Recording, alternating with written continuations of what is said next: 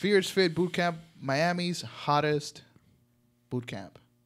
That's How's right. it going? Can't complain. It's going really well. You know, the New Year wave is in now. Everyone wants to work out in January. But it's going well. We're working on expanding. Awesome. What are your plans? What are you working on? How's it going with the whole franchising thing and all of that? Yeah, so I've gotten a couple leads. Now it's just, the process of seeing what kind of liquid capital they have, credit, all that fun stuff. Figuring out if they're the right person too for Right. the franchise. Because just being into fitness isn't enough, and having the capital isn't enough, you Right. know? So we're in that process now. Ideally, I would like to start in South Florida with the other locations. It just, it gives me less anxiety, because if the first one opens up somewhere in like Georgia, it's a whole plane flight away if I have to go and, see Right, what's you going can't on. control as much. Exactly. Awesome. So let's start talking to. Let's go to the past for a little bit. Okay. Tell me a little bit about Michelle. Like, you were born here in Miami. Born and raised in Miami. Tell me a little bit more about your life. How did you get into fitness? Well, I've been a dancer my whole life. That's really what kept me active, and it was my main hobby growing up. I started sports in high school, and then just to stay in shape for dance, I started working out, exercising on the side.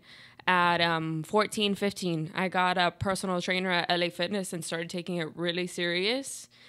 And from there on out, I never stopped. It was a big passion of mine.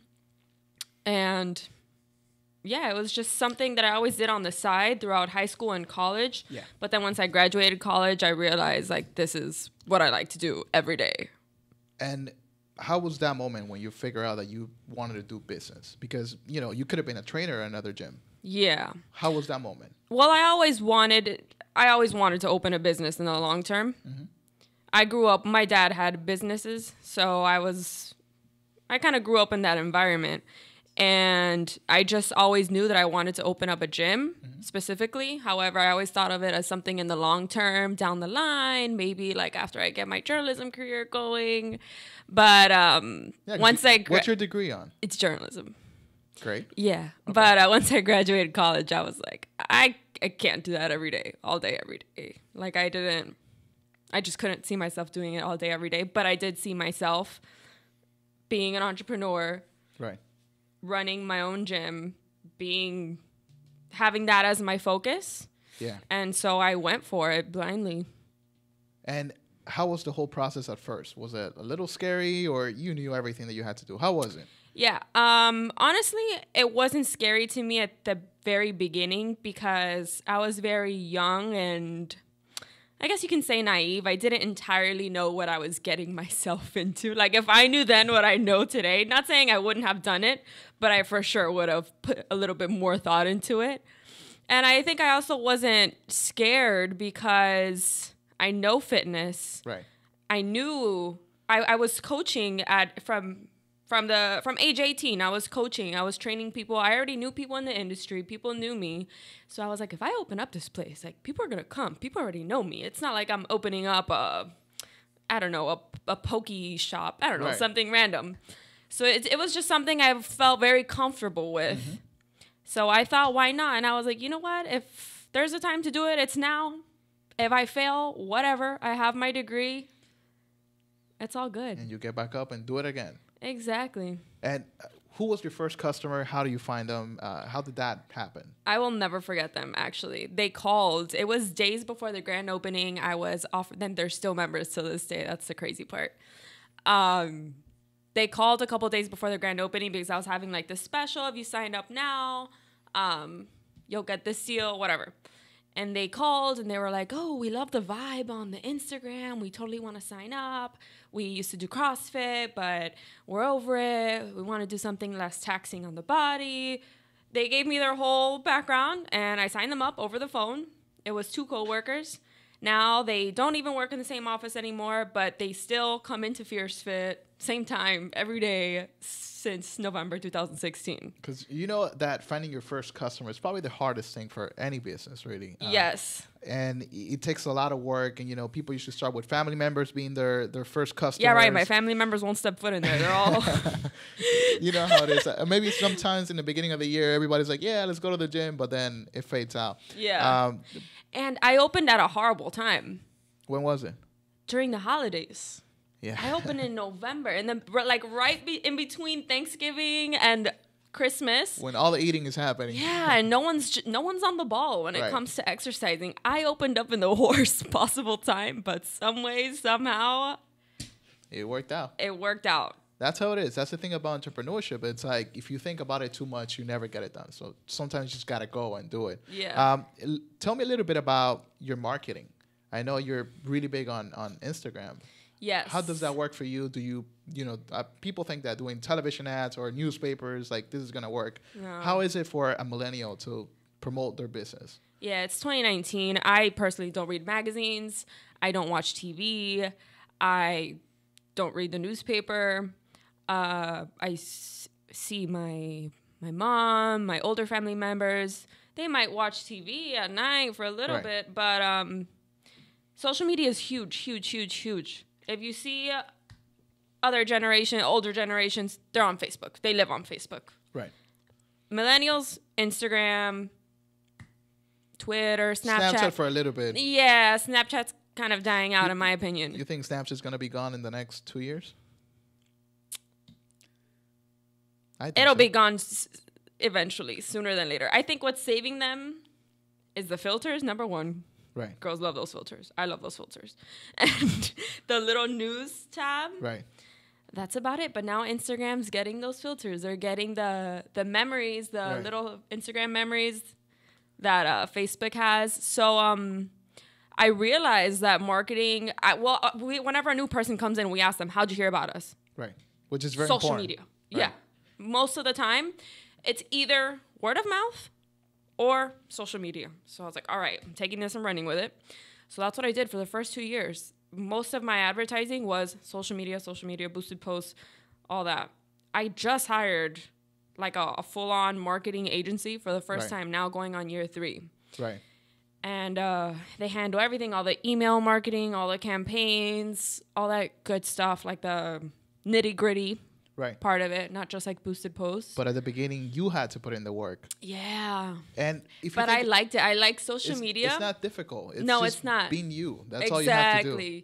Yeah, people feed off of the authenticity, and when they feel like that genuine vibe coming through, they feed off of it. So that's what's important. How do you think building your personal brand, how do you think that helps as a business? Because a lot of people think that they got to keep their business and personal life completely separate. They don't want to be shown as the face of the business. I used to think that's a mistake I made, and that's the reason why we're doing this type of stuff. Yeah. What do you think about that? I used to think that for sure, but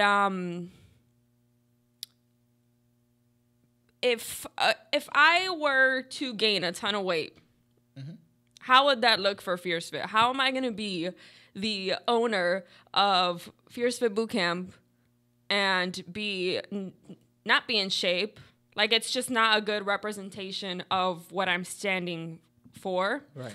So I need to stay on the ball in that sense. Alex, just imagine like a big fat guy owns Fierce Fit Miami. Yeah, that's not going to work, you know? Like, you are the face. At the end of the day, when people walk in and they want to talk to the owner for whatever reason, you have to represent accordingly. Of course, you are your business. And, you know, sure. Later on you can open up another business and still be under the same Michelle Bertran brand. Exactly. And that's something that's very helpful. However, I do think, like, I wonder this with Kylie Cosmetics. Yeah. A huge brand, obviously. Perfect. Let's say the day she wants to sell it and make all those billions that the company is supposedly worth. Will she be able to sell it? Because it's Kylie Cosmetics. It's not Michelle Cosmetics. Right. So it's like, do you want to make your face that brand? Because later on, let's say, I don't know, 10, 20 years, whatever, you want to sell it. Right. Will you be able to? Because your face is so attached to it that if you were to pass it on to somebody else, are the same results gonna reciprocate. Right. So it's but you know that happens a lot. Like, I don't want to get into politics, but our president, Donald Trump, that's what he did. He became a brand. You know, he could have done all the real estate behind the scenes and just stayed back there and nobody knows who he is, but he was hungry for fame, you know? Yeah. So he made his face the brand. So he was doing licensing and a bunch of other stuff, and people were using his name to open up hotels. So yeah, the name Trump is... It's huge. It's everywhere, yeah. It's like whether you like him or not, it's still a huge brand, you know? So, and that's the same thing that with Kylie. Maybe she can do some licensing. I'm sure she's doing some stuff. Yeah. But again, you know, you still want to like build that big brand that everybody knows. Yeah, for sure. And let me ask you another question. If all entrepreneurs will make a lot of mistakes. Building a business is not easy. People think that it's like there's a guideline that you're going to follow step 1, then step 2, and everything is going to work out. What was the biggest mistake you've ever made as an entrepreneur starting a new business? That's a good one. Trying to please everyone. And then I saw this quote somewhere. I forgot who. It said... if you want to please everyone, sell ice cream or something like that. Like, not everything is for everyone. And yes, Fierce Fit is a workout that anyone can do no matter your level of fitness, no matter your age. Yeah. However, not everyone's going to like it. And that's point blank. Right. You know, it is what it is. Nothing is for every single human on this earth. And whenever I got some sort of feedback, I would act on it and I would change whatever I had to change because this person told me this and I'm going to take it into account. And it got to the point where I was like, hold on. Rewind. If I were to do that with every single person that gives me feedback, if I go and adjust things for every single piece of feedback that I get, I'm going to go A, nuts. Yeah. B, things are just not going to be in place anymore. It's not going to, this is what I offer. Right. And if you don't like it, go somewhere else. Like, I don't know who was like, oh, we should incorporate boxing. Boxing's super in. I was like, you know, there's a boxing gym down the street. You're more than welcome to go take a class there. That's not what we do. We don't do boxing. I don't know shit about boxing. Gabriel doesn't know shit about boxing either. So what we do high intensity interval training. Right. If you want spinning, boxing, yoga, CrossFit, they're down the street. Exactly. And that's a mistake we all made. I made that mistake here with Marketing Connection where I thought that all my the customer's always right, but that's when it comes to customer service, but not when building your business. Right. And that's a mistake that I made, that I wanted to, you know, please everybody, and they will tell me, hey, you should do this, you should do that, and you're like, okay, we're gonna offer everything now. Exactly. Yeah, we were paying. They were paying us for one service, but we were offering everything. Yeah, exactly. And whatever they will come up with, we were just like, yeah, sure, we'll do it for you, just because we thought that was the way to build a business, and it just doesn't work like that. What's the ultimate goal for Fierce Fit? I think that the country and the world needs a lot more variety when it comes to the types of workouts that they offer. If you go to, not huge cities like Miami, New York, if you go to most cities in the country, it's either a traditional global gym, LA Fitness, Equinox, whatever, or a CrossFit.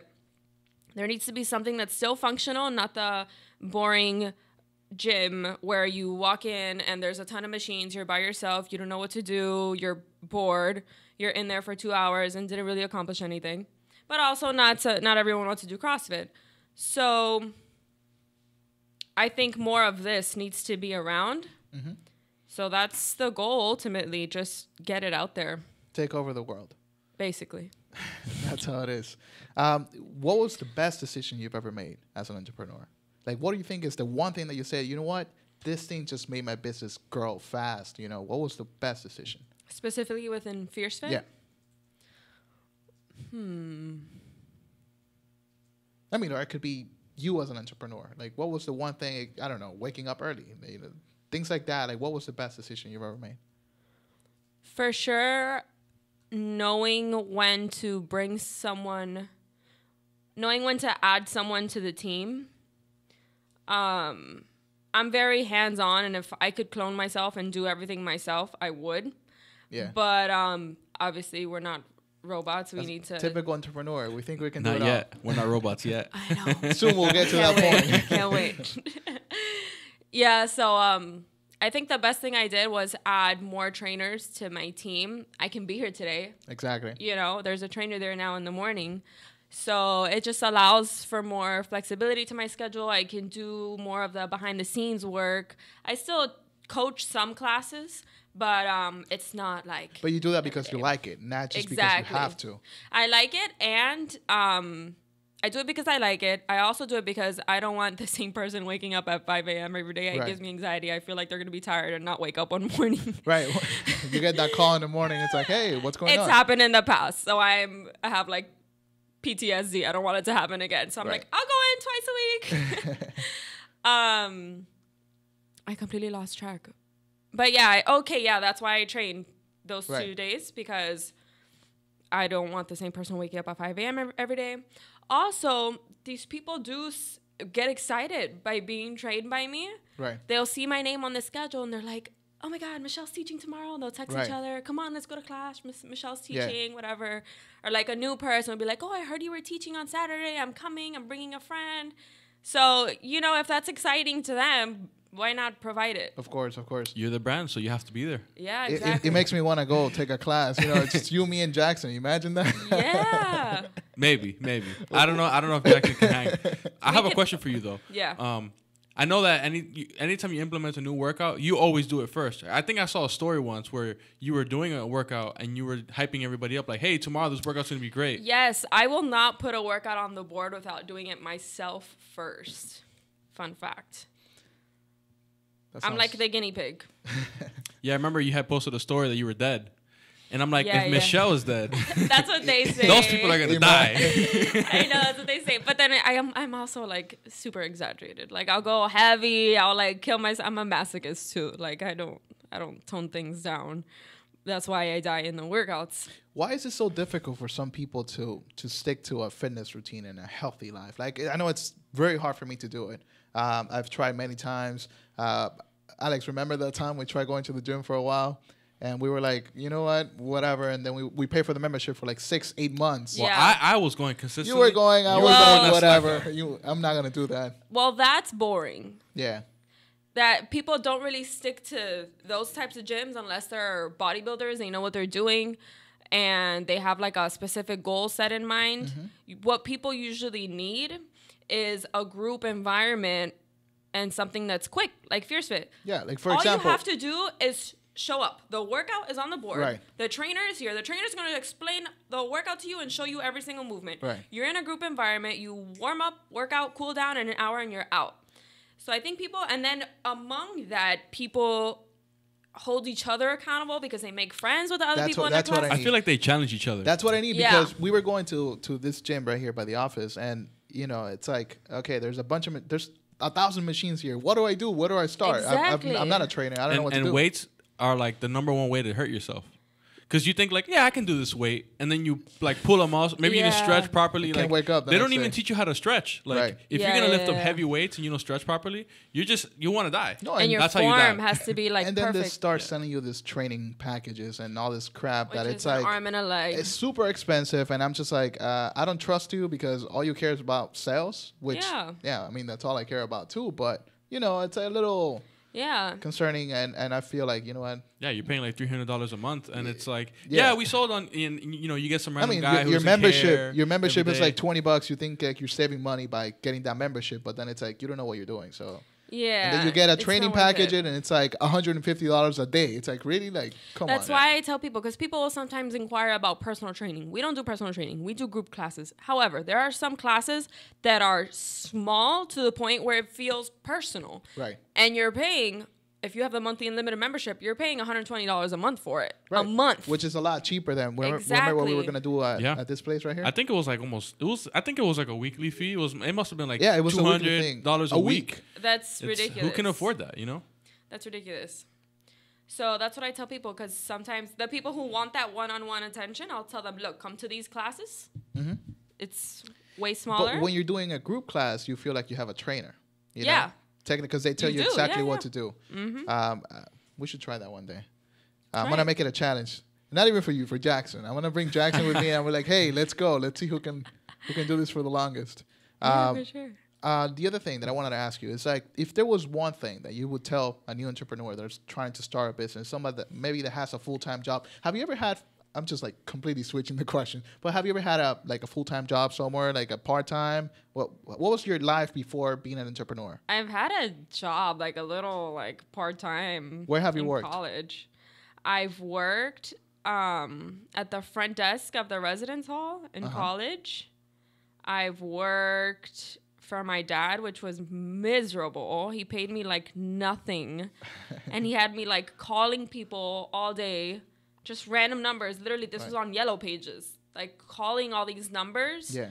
And trying to get leads for people who wanted insurance, health insurance, insurance for their house, whatever, because that's what he did. Right. Can I stop you for a second? For all the young people watching, the Yellow Pages is a book that has a bunch of numbers. I don't think they know what the Yellow Pages are. Millennials, man. Oh my God, for real. I feel that made me feel old. But yeah, he had me doing that, and then he would pay me like nothing, but then he would pay me a little commission if I got a lead on someone who was interested. So I would have to like harass people, and people would hang up on me. I was like 14, 15, and so he would pay me a little commission for anyone who generated a lead, or anyone who I got a lead from. So that was my motivation. And there was this other girl working there doing the same thing. And I would ask her all the time, I'm like, how do you do this? Like, you need to quit. Like, this is crazy. And then my dad's like, see, that's what it's like. You want to work somewhere? But you learn something, because believe it or not, sales is the most important aspect of any business. Oh my God. And of life. I think cold calling, I think everybody should cold call, at least like for a month. Yeah. Like, you learn so much by cold calling. Yeah. You know, people think that it's dead, that it's like, hey, I'm just going to sit down and post an ad and just wait for people to call me. Believe it or not, you learn so much when you cold call, and you gain that confidence of like, I can sell to anybody. I still copy, like, till this day, if, because as an introductory offer for anyone who's never been, we offer a free week pass. So if someone comes in on that free week pass, they don't finish it off, they came like once or twice, I call them. That's the way to do it. And like most people, like I was telling Chance, and he's like, you're a little crazy. Like, that's intense. And I'm like, I don't care. People are afraid of it, but that's the way to do it. That's how you grow a business. Remember, okay, let me tell you something. I've met so many important people. I've gotten meetings with people in other countries by just cold calling or cold emailing. Yeah. I find their email address, I figure it out somehow, and I'm like, hey, how's it going? My name is whatever, and I want to help you do this, and I want to meet with you, whatever it is. And they're, you know, a month after, they reply. I think the most important thing that, especially we always talk about, is value. Yeah. It doesn't matter who you can be reaching out to anybody. As long as you provide some value to them, and maybe you're doing it for free. I mean, the problem is that people cold call and then they expect to just like get money out of it. It's like not necessarily. Hey, I'm selling this. Buy it. You don't want to buy it? Okay, buy it. I don't want it. Right. Like when I call people back who were on the free week pass, I don't mention any number. Like, you know, I'll give you a discount. No, I'm like, look, I invite you back to finish off your free week. Right. You know. Yeah. I noticed you didn't finish it off. Whatever. That's how you do it, man. We'll talk in person, but yeah. Okay. So in your previous jobs, you stopped at your dad's job before that. Like I also college, worked at Subway for a bit. How was that? I was horrible. Why? I was such a bad employee. You know, usually entrepreneurs are really bad employees. I was a bad employee and a bad student. I was just horrible. Like, how were you in high school? Oh my God, my grades were horrible. I was so bad. I would skip school all the time. Oh my, I was so bad. I remember that. The teachers would tell my parents, like, she's bright, but she just does whatever she wants. Like, she's a horrible student. Like, oh my God. It was bad. My mom was constantly in the principal's office, and I'm an only child, so they were like on me. Right. But there was no, oh my God. There was no, it was a lost case. If you were able to go back, what would you change? Will you change anything? Oh, no. Not at all. I ended up graduating from UM. Yeah, that's it. That's it. You remember we were talking about like just getting it over with and just going through it? It's like the school system is designed for a specific type of person. Yeah. It's not designed for us. Yeah, and you know, I'm reading a book right now by Robert Kiyosaki, Rich Dad, Poor Dad, love him. He talks about how school teaches you that mistakes are bad. Right. You shouldn't make a mistake, or you're going to get points deducted on your test. You shouldn't fail. You shouldn't. You know, which that sucks. That's not what life's about. Forget entrepreneurship. In life, you need to fail. You need to make all these mistakes in order to move forward in life and gain that experience and knowledge. So that's, I don't think, I mean, school is important, obviously, K through 12. We don't want to be, like, illiterate either. Right. But, I don't know, college, like, I saw it on your... That's the next It depends. podcast. Like, obviously, if you want to be an attorney, a doctor... You have to. Obviously. You have to. But the people who go to, sorry, I don't know if anyone in here has gotten a degree in business, but that's like. Unless you're going to work for somebody else, you know, it's like, okay, then you can go ahead and do it. But if you want to start a business, yeah, just forget about the degree. I think anything has to do with money. You're not going to get it from school. Oh, man. Most people that get a degree, they never end up working in their field. We all know that. My fiance, he got his degree in Congratulations criminology. on that. Thank you. She just got engaged. He got his degree in criminology. He's now doing medical device sales for Stryker. Nothing to do. But he got that medical device sales job through the CEO of the company played baseball at Miami. He played baseball at Miami. He, as soon as Chance retired from baseball, he told him, look, I've been waiting for you to retire to recruit you for this job. Right. Come work for me. And Chance was like, I mean, okay, it's better than criminology. Right. Salary-wise, everything. So and that's what happens. That a lot of people, or maybe sometimes the parents, man, they're like, hey, you should be a lawyer. You should be a doctor. You should do this. You should do that. You have to go to school. It's like, I mean, I don't mean that you're going to stay home and play video games all day. No. That's not what I mean. I mean, of course. Like, there's a lot of things that you can do that, you know, you learn something and then you can start your own business, work in an industry. Like I was talking about the whole Apple and Google removing the education requirements from their jobs, right? Mm-hmm. And that's going to change the way that we think. Yeah. The school system, everything, universities, everything is made to turn into an employee. It's to produce employees, not entrepreneurs, not business people. Yeah. It's like, memorize this book and I'm going to test you on it. It's like, I have really bad memory. You know, like, it's very difficult for me to, like, keep things up here. So that's why I always have my notebook with me. But in school, they don't let you have a notebook with you because then you're going to pass the exam. Yeah. You know, so it's a memory game. How good is your memory? It's a pretty good. I'm a visual. If I see something once or twice, it's in my head. And that's I'm it? a very visual learner. Yeah. Do you have a lot of noise in your head? Like, for example, most entrepreneurs that I know, they're, like, a little bit crazy in the sense of, like, there's a lot of thoughts going through your head at the same time. You think about everything. When you go to sleep, you're like, what am I going to do tomorrow? Oh, no, I didn't sleep last night. And the night before, I had nightmares. The night before that, I woke up with hives. So, yeah. You get hives when you're stressed out? Oh, my God, yeah. Oh, man, me too. I spent my 21st birthday. Everybody knows that. I think we had a party. We were in college. We had a party thing that we were going to do. And I was like, hey, guys, I'm sorry. We're going to have to cancel because I woke up with hives. You know, I was, like, taking a bunch of classes, and I was, like, working, and I completely, like, went crazy. I remember that. Yeah. Fun times. But, yeah, as an entrepreneur, like, how's your personal life? Like, who supports you with everything? Like, I'm sure you talk to everybody about your business, and people are probably dead tired of you. Like, they don't want to see you anymore. Yeah.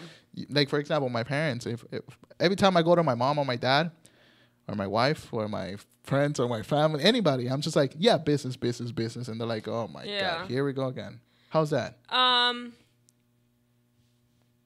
mean, at first I was like that, but then I tried to kind of separate the two recently because Chance and I both work. He's the main person I go to for anything business related. We both work 14, 15 plus hour days, Monday through Friday.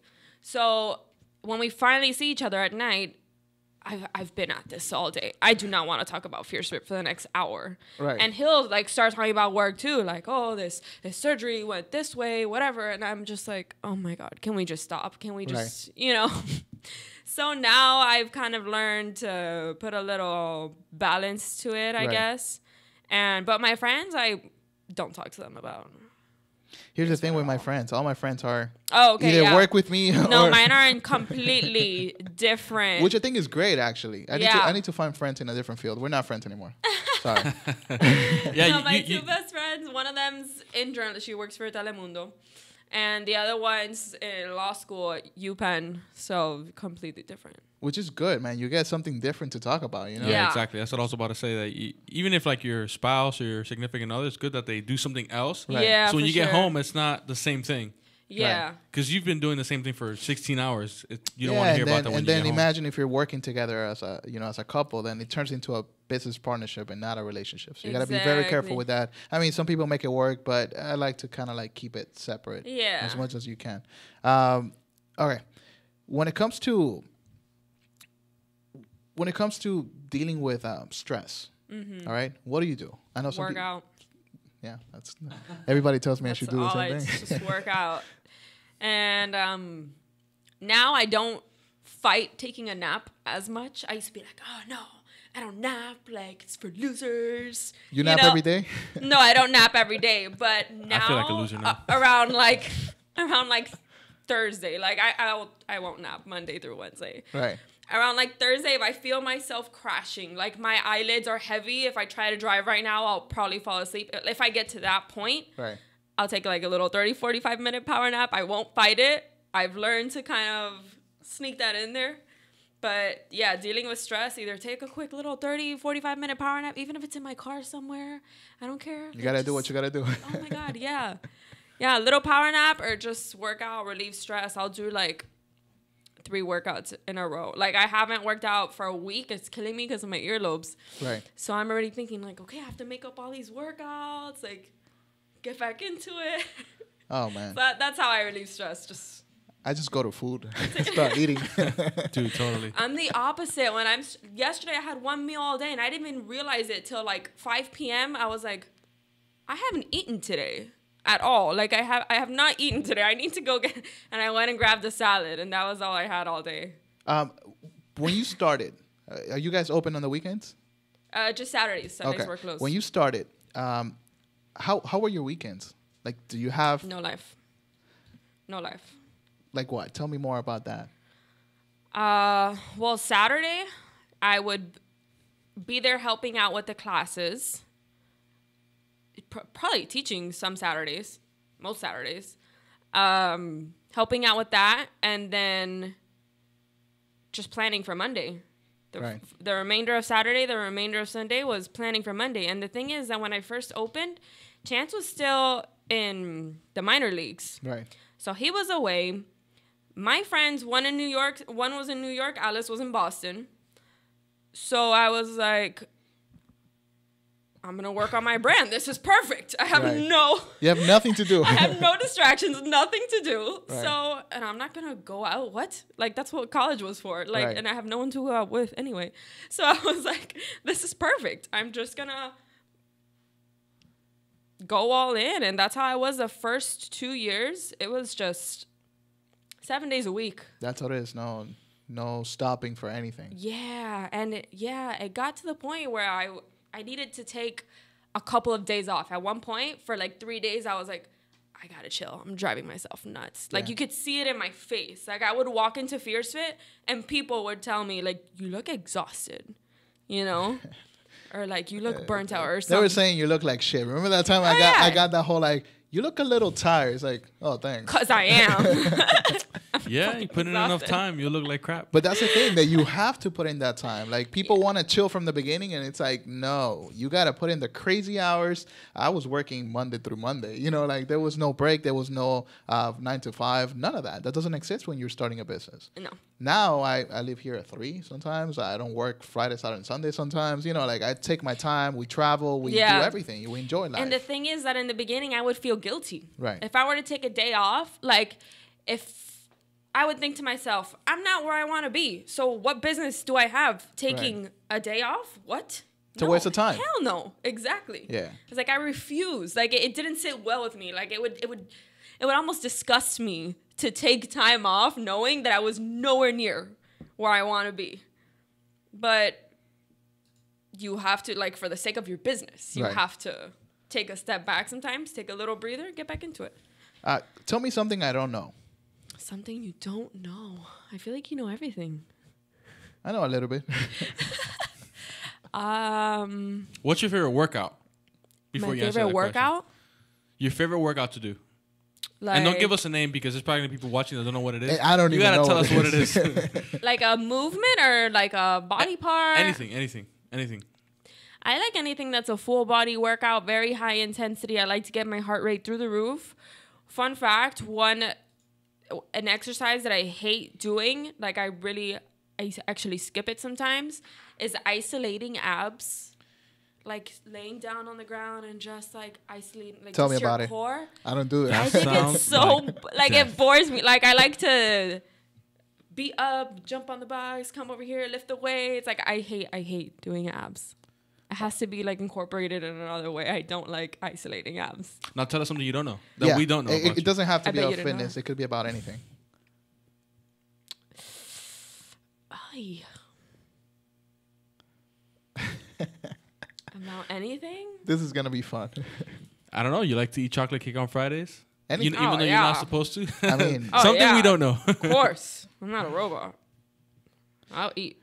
hold on. Before you answer that, Michelle, I know you're probably really healthy when it comes to food. Mm-hmm.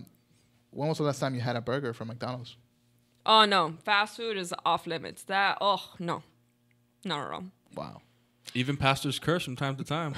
No. Fast food and soda is like desserts I'll do, sweets, All right, whatever. But the fake food is something When was the last time? I'll eat Chick-fil-A. Is that even fast food? No. It's not even fast. It's real chicken. I mean, it is fast food because you get it really fast. It's You know what I hate So when technically, when we go to it is fast McDonald's, food. we go to McDonald's and they're like, "Can you park in the front?" I'm like, "Wasn't this fast food? Like, now I gotta wait 30 minutes for my They're food." horrible and they're so rude. Okay, I do like if I'm on a road trip or something, I'll get McDonald's breakfast, the egg white sandwich because it's real egg.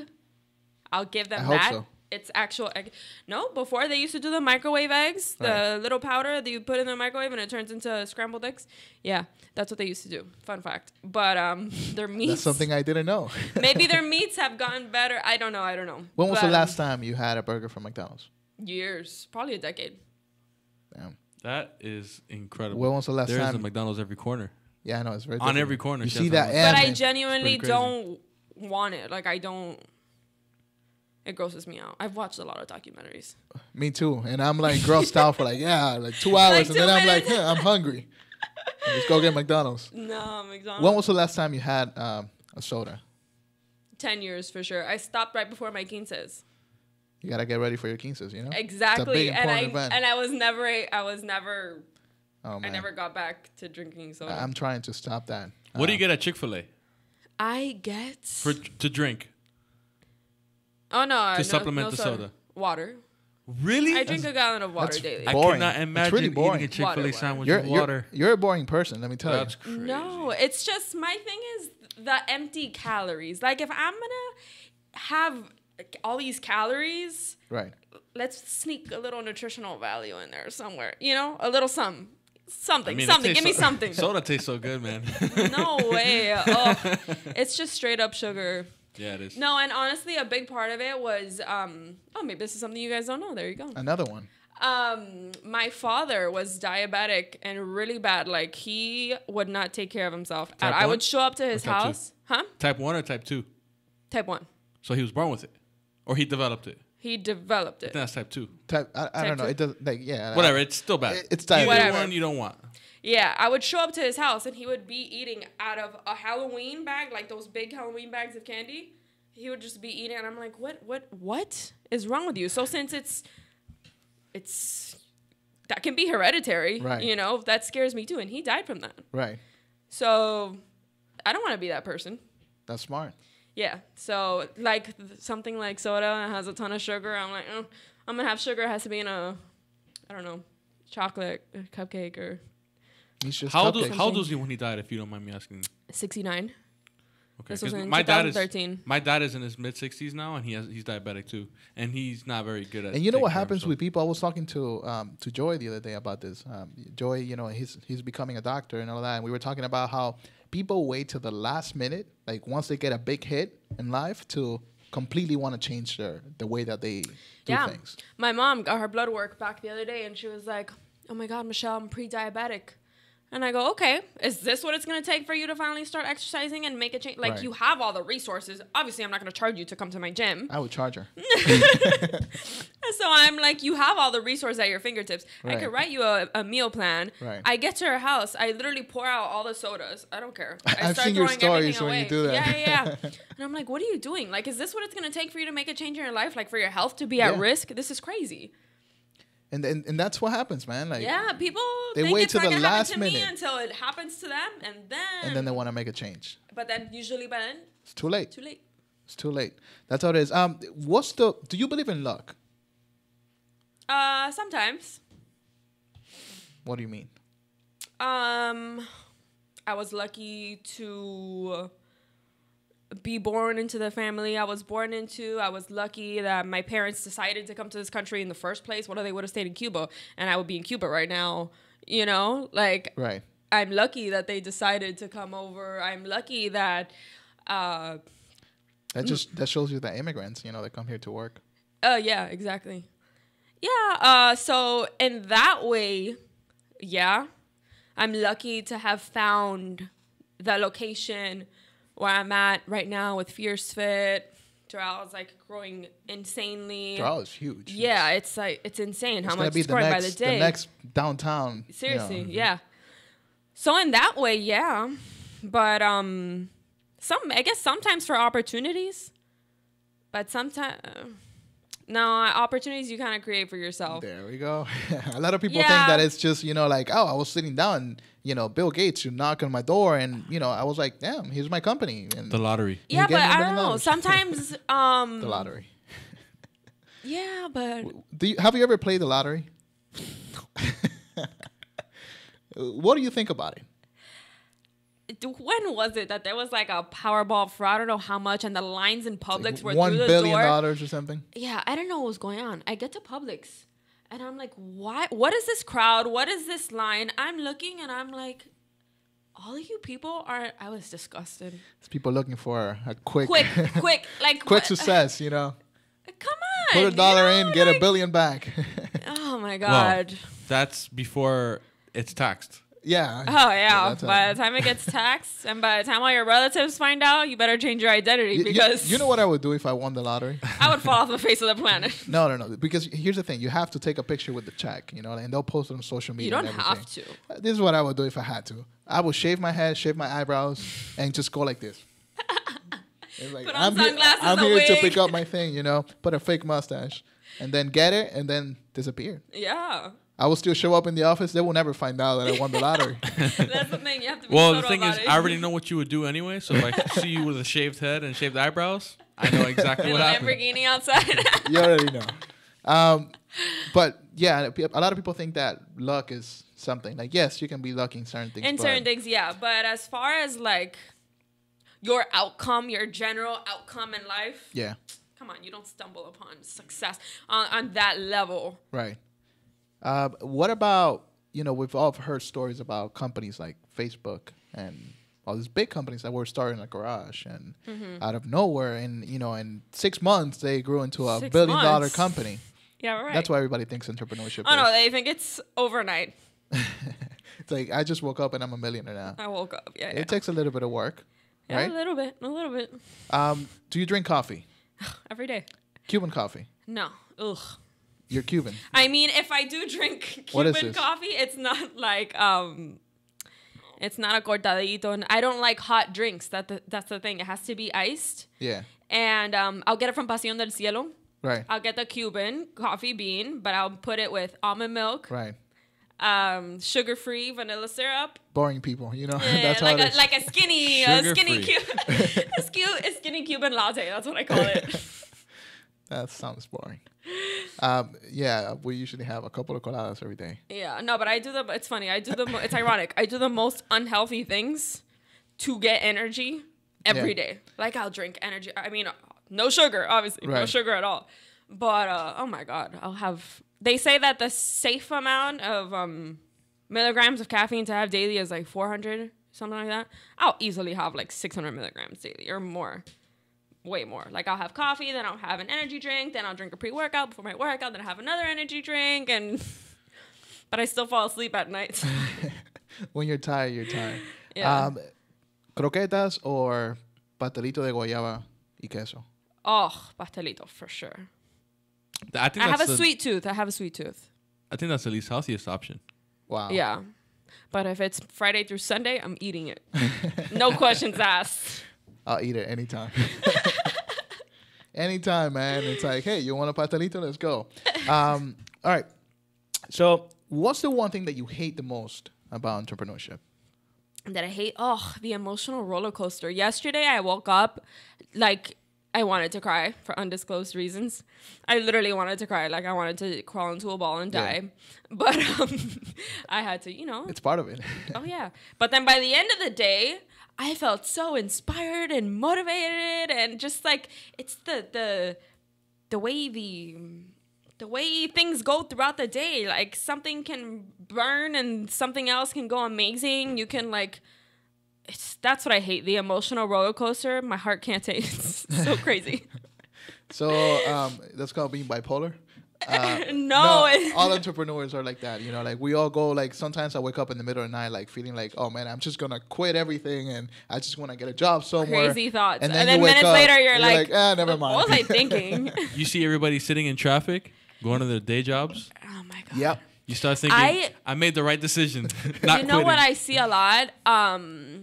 I usually go back home in the middle of the day around when all these people who work in Brickell are going to lunch. I go back home to walk my dog. And that hour for lunch is the highlight of their day. They're walking out of these buildings. They're like, finally, sunlight. Yes, I get to come out of my cubicle. And I'm like, shit, like, imagine. And I have some of these people on social media, and Sunday nights, they dread their lives. Like, they hate Mondays. And I'm just like, I don't want these vibes on my feed. I unfollow, you know, because I'm like, what is, and they're dying. Like, they're like, oh my God, it's Friday, finally. And I'm like, I feel that way sometimes too, you know, like I do like to chill from time to time, but they're like hating their lives Monday through Friday. How do you live like that? Do you love Mondays? Yeah. Why? It's a fresh start. First of all, I don't know what to expect in the new week. Right. I don't know if it's just my business or what, but it's something new every day. So I'm like, okay, what's this week gonna bring? How are people gonna respond to this week's It's like workout? a restart. Like, you know what? It's a restart. Yeah. That's awesome. Whenever things get tough, you know, in personal or business life, what gets you through? Like, what's the thing that you go to? Like, what do you do? I go for a long run by the ocean. It's like everything is a workout. I know, right? My life revolves around it. Yeah, I go for a long run, or I read a book, something that's completely unrelated to my life. Have you ever felt like quitting? Slightly. Be honest. How often do you think about quitting? It happened to me for the first time not too long ago. And I was like I freaked myself out. I was like, oh my God, how could I even let that thought come across my mind for a second? Because, yeah, shit gets tough sometimes. But then I was like, you know what? This is what you signed up for. Right. It's never going to be a breeze. Even when it's a huge company, it's still never going to be a breeze, ever. It is what it is. So get used to it or get out. And I'm not getting out at this point after all the shit that I've gone through, after how hard I've worked, you know? Right. So, yeah, I had the bad thought the other day. But, no, I quickly eliminated it. And I was like... Did something trigger that thought, or did it just happen? You don't have to get into specifics, but there's something like... Yeah, I would say so. Sometimes I just feel alone because I don't have a co-founder. Right. You know, so I feel like it's so much on me sometimes. And yeah, I just feel really overwhelmed sometimes. And people will always ask me like, oh, Michelle, are you going to open up another Fierce Fit? And I'm like, slow down. If I do, I need not a co-founder, a business partner. Right. You know, because it's a lot for one human. And I've noticed that in a lot of these big companies, it's a bunch of co-founders. Right. Like, seldom is it just one person. Right. Who did everything. But that's mainly why sometimes I'm like, oh, fuck. You wish you had a co-founder. I do, but I don't at the same time because that means you have to split everything. Yeah. But that's something you got to think about. It's like, do you rather have, 100% of nothing or 50% of something? And it's like, you got to be careful. Like, for example, I don't have a co-founder. I did it all by myself. But when it came to video, I'm like, Alex, I need you to get on board just because I need to split all the responsibilities. And, that's how you grow a business. Exactly. Sometimes it's necessary. You need a team. You can just always do it all yourself. At the beginning, you have to, especially when you don't have any money. When you opened the first Fierce Fit, how was the financing? How were you able to run everything? Did you recycle the money from the business, invest it back in the business? How did it work? I'm still putting money back into the business. I'm just now learning to reward myself. Like, oh, let's buy a pair of shoes with, let's not, like, I'm just always looking for new ways to improve it. So I see like some piece of workout equipment. I'm like, oh my God, that would be awesome. And it's in red and black. I have to do it, Yeah, because you got new rollers. I saw that. Yes. What part of the body does it work out? Abs. Go answer the question. Go answer. You're not supposed to say it. Everybody is supposed to figure it out. 86% of people have said abs. I can't believe some people said it was arms. Yeah, I don't know. That's so Some funny. of them were my members too. That's why I'm like, oh, come on, guys. I think they did it on purpose. So like, yeah. Let's answer wrong on purpose. I know. Yeah, but yeah, and I'm about to put a whole nother chunk of change into it because we're moving steps away. But yeah, you don't want to change the location too much. No, steps away. But it's gonna be a nice vibe, a very boutique vibe. Gonna have to pay for AC, which I haven't had to do in the past. Right. AC is coming in. Has to be done. It has to be. You guys have been in that warehouse in the summer heat. Yes, with the heavy cameras. Yeah. Yes, a lot of fun. You guys were sweating. You guys were working out without even knowing it. He was just telling me what to do. I was the one that was sweating. Hey, Alex, get this shot over here. Yeah, so that's going to be an investment. And then I want to make it very, very upscale. So, and you know what? So be it. Because that's how I want that's the benchmark I want to set for the franchises. Right. Like, I don't want other Fierce Fits to be in warehouses. I don't. I want it to be in a cute shopping plaza or a standalone building or, that's more of the angle I'm looking for. Awesome. All right. So I think we're good. Thank you very much, Michelle, for being here. Thank you guys for having me. So how can we follow you? Anybody that's watching. On social media, bro. On social media. That'll be really weird. Social media. I'm like, she'll get a bunch of people following. Come on, it's almost 2020. When I say follow, you know what I mean. Actually, it's funny that you say that because my fiance was like, "You're gonna have people stalking you," because I have a white car, and I'm getting the Fierce Fit logo and a huge wrap around both sides of my car. Oh no! Good luck. He's like, great. People are gonna stalk you. You know you live in Florida, right? I know. You gotta be careful with what you do. We're in a weird state, This is where all the crazy people go. I have to blast the logo. You have to be everywhere. your Yeah, brand. do. My You forehead. You have to be your brand. Tattoo it. I think you should finish at the car. You stop. Don't put anything. No, we're stopping at the car. Her building, where her apartment is just wrapped in Fierce Fit stuff. I live here, everybody. Yeah, let's not. But yeah, you guys can follow me on social media. The handle's Fierce Fit _Bootcamp, and same thing for Facebook, Fierce Fit Bootcamp. YouTube also, Fierce Fit Bootcamp. Can we get a free week pass for everybody that signs up? Anyone who has never been gets a free week. Awesome. You just show up, tell us you've never been. We'll look you up in the system to verify. I'll put a link in the description here. Alex, okay, so make perfect. Sure to do that. I got you. We'll see how it goes. Awesome. Thank you, guys. Awesome. All right.